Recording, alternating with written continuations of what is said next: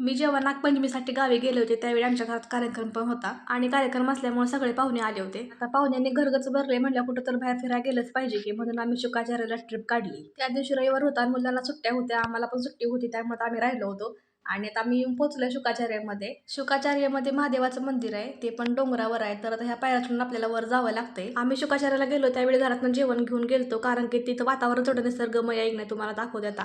तर एवढं सगळं सुंदर वातावरण आहे आणि त्या वातावरणात जेवायचं म्हणल्यावर 2 घास जास्त आणणार नक्कीच, म्हणून जेवण घेतलं घरातनं आम्ही.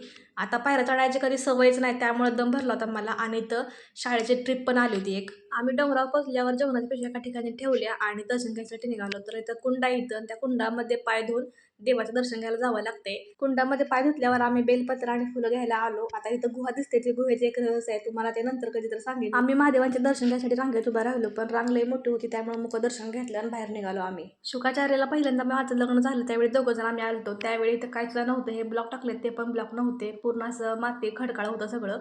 आणि आम्ही जेवायला तर सगळेजण बसलोय. गोलूच आमच्या कुरकुरे खायचं चाललं होतं. एवढं सगळं जेवण असताना तो कुरकुरे खात होता. तर आता आम्ही सगळी फॅमिली जेवायला बसलोय आणि मला माझे फॉलोअर्स भेटले. तर भारी वाटतं असं कोण भेटलं की ओळख दाखवल्यावर मस्त वाटतं. तर आमचं सगळ्यांचं जेवण वगैरे झालं आणि नंतर तिथं माकडं पण भरपूर होती. त्या माकडांना थोडं खायला टाकलं. आम्हाला पहिला वाटतं थोडी माकडं असतील, पण खायला बघून इतकी माकडं जमा झाली होती काय सांगायचं तुम्हाला.